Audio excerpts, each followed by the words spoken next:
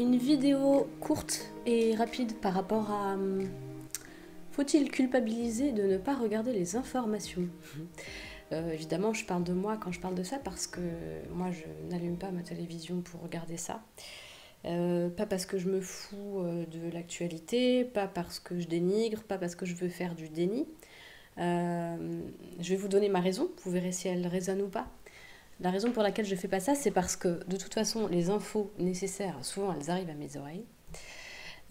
Parce que de toute façon, un sujet qui altère, qui touche, qui implique, qui impacte, et il est retentissant émotionnellement et ça finit par retentir sur une masse de gens suffisamment grande pour que ça puisse se ressentir.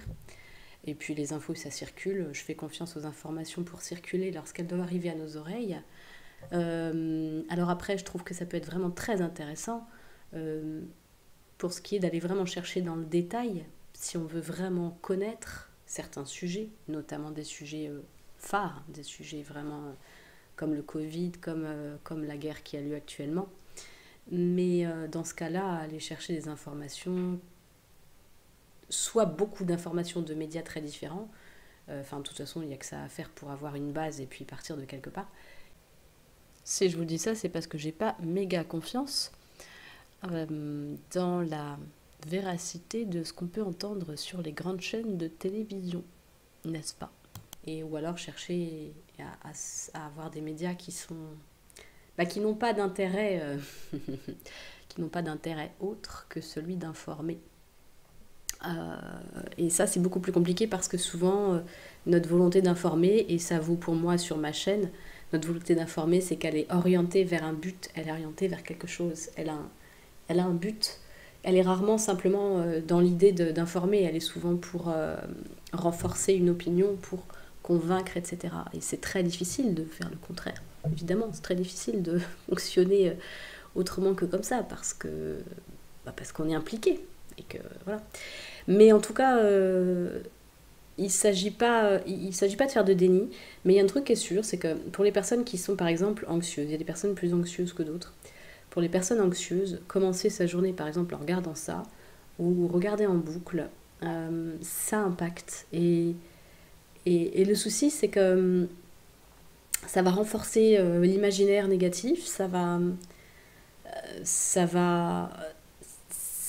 met un focus en fait qui fait que même le reste qui n'est pas concerné par ces sujets va se teinter de ce sujet.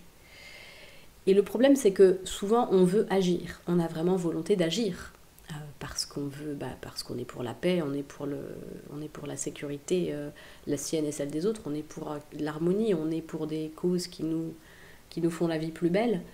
Et on veut agir, mais le fait de vouloir, on est impuissant face à des trucs aussi énormes qu'une guerre. On est impuissant pour agir on peut pas empêcher la bombe de tomber. Celui qui déclenche la bombe, on peut pas être celui qui retient la bombe et l'emmène loin des gens et des villages et des villes sur lesquelles elle tombe. Et c'est hyper ça nous rend mal, quoi. Ça nous perturbe, ça nous impacte, ça nous fait nous sentir petits, impuissants et presque mauvais des fois si on a un esprit qui est un peu impacté par l'énergie de la culpabilité. Et l'idée, c'est plutôt d'aller chercher un moyen d'agir localement. Et la meilleure manière d'agir, déjà, c'est sur soi.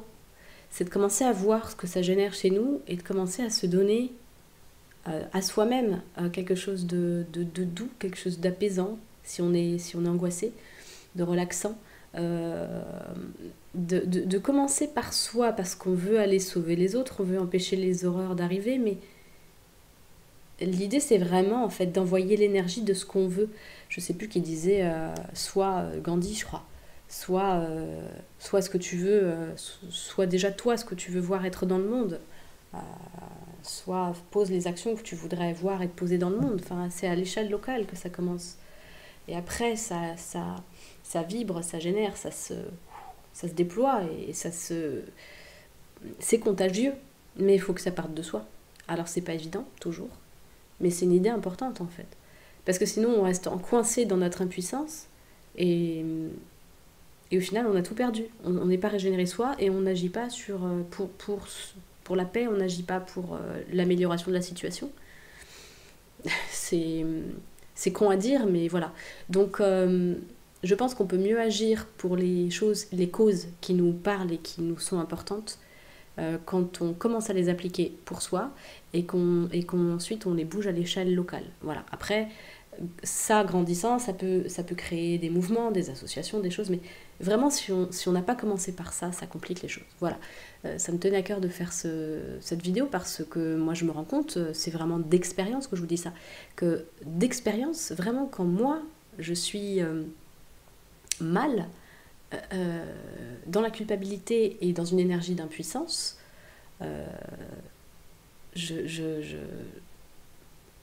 c'est pas que c'est bien ou mal, c'est que de toute façon, je ne pourrais pas agir plus loin que ça. Donc je dois déjà commencer par revenir vers moi et m'apporter par n'importe quel moyen quelque chose de régénérant, accueillir déjà ce qui est douloureux et ensuite agir pour quelque chose de régénérant pour moi. Et ensuite le décliner. Voilà. J'avais fait une vidéo sur la disponibilité, sur quelle est ma... Si je suis pas disponible, je peux pas être disponible pour l'autre et pour le monde si je suis pas déjà moi en disponibilité intérieure. Voilà, donc parfois ça peut aller très vite de se régénérer intérieurement. C'est pas un énorme, on n'est pas forcément de faire un truc énorme, mais il faut commencer par ça. Rien que respirer, boire de l'eau, des trucs très cons, des trucs qui indiquent ok, je prends soin de moi et donc j'informe qu'en prenant soin de moi, j'informe inconsciemment et vibratoirement le reste du monde que l'idée importante c'est de prendre soin de soi et donc prendre soin de soi égale prendre soin de l'autre et tout va de corrélation.